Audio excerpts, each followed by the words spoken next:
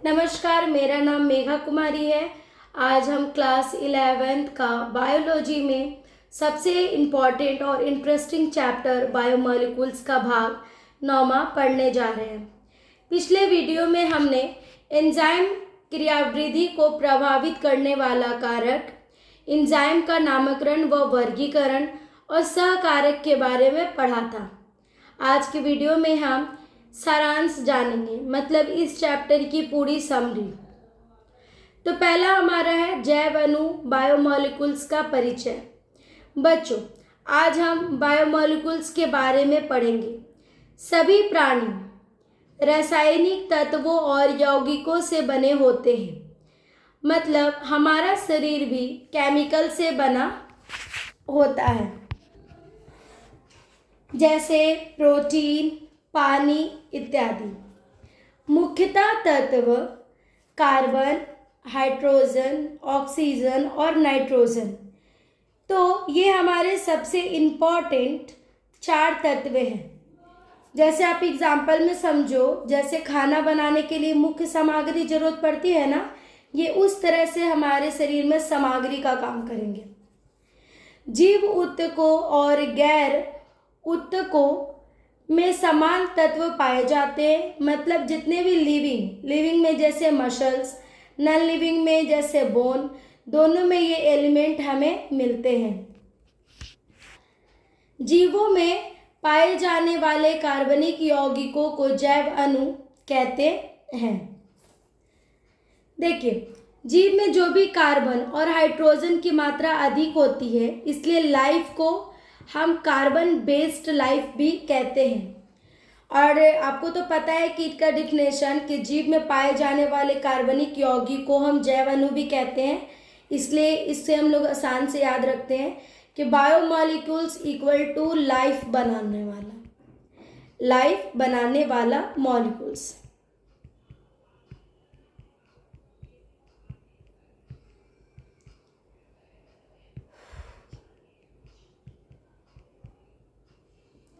ठीक है, एग्जाम्पल में आप एमिनो अम्ल, शर्करा, लिपिड, न्यूक्लियोटाइड्स, जैसे खाना हमारा शर्करा हो गया, अंडा क्या हो गया, वो प्रोटीन हो गया। रासायनिक संगठन का विश्लेषण। अब हम जानेंगे कि साइंटिस्ट बायोमॉलिक्यूल्स को कैसे स्टडी करते हैं।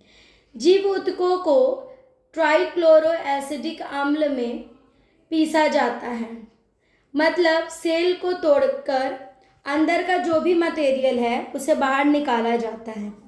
एक गाढ़ा पेस्ट बनाया जाता है जिसे हम स्लरी कहेंगे, और उससे हमें स्लरी भी प्राप्त होती है। तो स्लरी कैसे बनता है, तो अगर आप एग्जांपल में समझो कि अगर मिक्सी में आप कोई चीज़ को पीसते हो तो एक पेस्ट आपको मिलेगा, वही स्लरी है। छानने पर 2 भाग मिलते हैं, पहला निस्यंत जिसको हम लोग फिल्ट्रेट कहते हैं, और दूसरा अवशेष रेसिड्यू। तो फिल्ट्रेट जो होगा वो लिक्विड पार्ट होगा, ठीक है, ये लिक्विड पार्ट है, और जो रेसिड्यू है ये हमारा बचा हुआ सॉलिड पार्ट है। तो मैं सिर्फ सॉलिड लिख दे रही हूँ, ये बचा हुआ सॉलिड पार्ट है। अम्ल घुलनशील भाग में छोटे अणु पाए जाते हैं, जैसे शुगर, अमीनो एसिड। अम्ल अघुलनशील भाग में बड़े अणु पाए जाते हैं, जैसे प्रोटीन और डीएनए। जलाने पर CO2 और जल वाष्प भी मिलते हैं या बनते हैं। इससे पता चलता है कि इसमें कार्बन और हाइड्रोजन की मात्रा है। जो शेष पदार्थ बच जाएगा वो कहलाता है भस्म, ऐश। इसमें इनऑर्गेनिक तत्व होते हैं, जैसे कि मिनरल्स, ठीक है। अमीनो अम्ल और लिपिड, इसके बारे में समझो। अब हम जानेंगे कि प्रोटीन और फैट के बेसिक यूनिट को समझेंगे। अमीनो अम्ल प्रोटीन की इकाई होती है, जैसे ईंट से घर बनता है, ठीक है। तो जैसे ईंट से घर बनता है वैसे अमीनो एसिड से प्रोटीन बनता है। एक अल्फा कार्बन में 4 समूह जुड़े होते हैं। जो 4 समूह हैं NH2, COOH, H और R समूह के आधार पर अलग अलग होते हैं। जैसे हर स्टूडेंट का अलग पर्सनैलिटी होता है ना, वैसे ही अम्लीय, क्षारीय, उदासीन हो सकते हैं, मतलब यानी एसिडिक भी हो सकता है हमारा, बेसिक भी और न्यूट्रल भी। अब बात करते हैं लिपिड की। तो पानी में अघुलनशील होते हैं, तेल पानी में नहीं घुलता, यही इसका सबसे बड़ा एग्जाम्पल है। वसा अम्ल संतृप्त या असंतृप्त हो सकते हैं। सैचुरेटेड होंगे, जिसमें आपका सॉलिड फैट होगा, एग्जाम्पल में आप घी याद रखना हमेशा। अनसैचुरेटेड फैट में आप या अनसैचुरेटेड में आप याद रखो लिक्विड ऑयल, ठीक है। जो फॉस्फोलिपिड की झिल्ली का भाग जो होता है वो सेल मेम्ब्रेन इन्हीं से बनती है, ठीक है। फॉस्फोलिपिड का जो भाग है वो किससे बनेगा, हमारा सेल मेम्ब्रेन से, ये इन्हीं से बनती है जो यहाँ पर मैंने बताया है। अब है प्राथमिक एवं द्वितीयक उपापचयज। यह मेटाबॉलिज्म के दो प्रकार के बारे में समझा रहा है ये हमारा स्लाइड, ओके। जो हमारा प्राथमिक उपापचयज है वो क्या कहेगा, समान जैविक क्रियाओं के लिए जरूरी। जैसे जैविक क्रिया हमारे क्या हो गए, सांस लेना, ऊर्जा बनाना, ये हो गया। ये किससे होंगे, एमिनो अम्ल, शर्करा और न्यूक्लियोटाइड से। ये सभी जीवों में पाए जाते हैं और ये यूनिवर्सल होते हैं, यूनिवर्सल। दूसरा समझिए, द्वितीयक उपापचयज विशेष कार्यों के लिए, जैसे रक्षा करना, डिफेंस, रंग, गंध। उदाहरण में आप कुछ एग्जाम्पल हैं, जैसे एलेक्लॉइड, फ्लोरोनाइड, रबर, मसाला, ये सब एग्जाम्पल है। जैसे मिर्च का तीखापन, फूल की खुशबू, और ये वाला जब हमने डिस्कस किया है तो उसमें बहुत डिटेल से हमने डिस्कस किया है, तो आप उससे भी स्लाइड को देख सकते हैं, ठीक है। ये हमारा पांचवा, ये प्रोटीन, ठीक है। प्रोटीन ये सबसे इम्पॉर्टेंट मॉलिक्यूल्स होते हैं प्रोटीन, उनके बारे में समझो। प्रोटीन अमीनो अम्ल के बहुलक पॉलीपेप्टाइड होते हैं। कई अमीनो एसिड मिलकर प्रोटीन बनते हैं, पेप्टाइड बंध से जुड़े होते हैं, यही बॉन्ड अमीनो एसिड को जोड़ने का काम करता है। प्रोटीन विषम बहुलक होते हैं, मतलब कि प्रोटीन अलग स्ट्रक्चर का होता है। आवश्यक अमीनो अम्ल भोजन से मिलते हैं, जैसे हमारा दूध, दाल, अंडा। अनावश्यक अमीनो अम्ल शरीर में बनते हैं, जो कि कार्य में मदद करते हैं। एंजाइम हो गया, सुरक्षा में, परिवहन में। एग्जाम्पल में आप समझो हेमोग्लोबिन।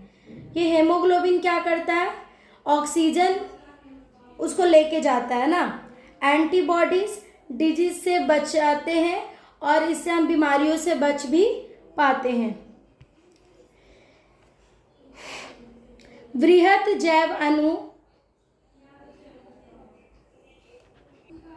मैक्रोमोलिक्यूल्स के मैक्रोमोलिक्यूल्स के बारे में पढ़ते हैं। अब छोटे और बड़े मॉलिक्यूल्स का फर्क यहाँ पर हम समझेंगे। ये दो प्रकार के होते हैं, सूक्ष्म और वृहत। सूक्ष्म अणु जो होंगे वो आपका होगा लेस देन 1000 डाल्टन, और वृहत अणु जो होगा वो होगा 10,000 डाल्टन या अधिक होता है, ठीक है। आसान भाषा में समझो, हमारा जो छोटे हो गए शुगर, बड़े हो गए प्रोटीन और डीएनए। उदाहरण, प्रोटीन न्यूक्लिक अम्ल पॉलीसेक्राइड लिपिड झिल्ली का भाग होता है। पानी जीवों में सबसे अधिक मात्रा में पाया जाता है, लगभग 70% बॉडी वाटर वेट हमारी होती है। बेसिकली इसमें यही पढ़ना है। अब हम समझेंगे पॉलीसेक्राइड एवं न्यूक्लिक अम्ल के बारे में। अब कार्बोहाइड्रेट और डीएनए समझते हैं। पॉलीसेक्राइड शर्करा की लंबी श्रृंखला, जैसे स्टार्च। उदाहरण, starch, cellulose, glycogen. Starch iodine से नीला रंग देता है, प्रैक्टिकल में बहुत इंपॉर्टेंट है। न्यूक्लिक अम्ल, डीएनए और आरएनए, न्यूक्लियोटाइड, इसमें आप समझो कि जो न्यूक्लियोटाइड हमारा होगा, ये वाला आप देखो, nucleotide equal to nitrogen base plus sugar plus phosphate. DNA और आरएनए आनुवांशिक पदार्थ हैं, यानी ट्रेट्स ट्रांसफर करते हैं। डीएनए में डीऑक्सी राइबोस, आरएनए में राइबोस होता है। अब समझो प्रोटीन संरचना, एंजाइम एवं निष्कर्ष। अब सबसे अंतिम कंसेप्ट है हमारा 4 स्तर, प्राथमिक, द्वितीयक, तृतीयक और चतुर्थक। एग्जाम्पल, आप एक धागा ले लो, धागा क्या पे कन्वर्ट होगा, कॉइल, कॉइल से वो फोल्ड और देन कंप्लीट शेप। ठीक है, तो द्वितीयक संरचना सबसे जरूरी होती है। ये जो संरचना है वो बहुत जरूरी है। एंजाइम के बारे में समझो, जैव उत्प्रेरक होते हैं, रिएक्शन को तेज करने का काम करते हैं। इनमें एक एक्टिव साइट भी होता है जहाँ सबस्ट्रेट बाइंड करता है, रिएक्शन की गति कई गुना बढ़ा देता है, उच्च तापमान पर नष्ट हो जाता है, इसलिए फीवर में शरीर ज़्यादा हमारा कमज़ोर हो जाता है।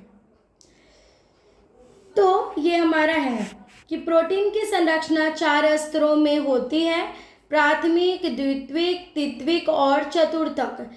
तृतीयक संरचना प्रोटीन की कार्य क्षमता के लिए आवश्यक है।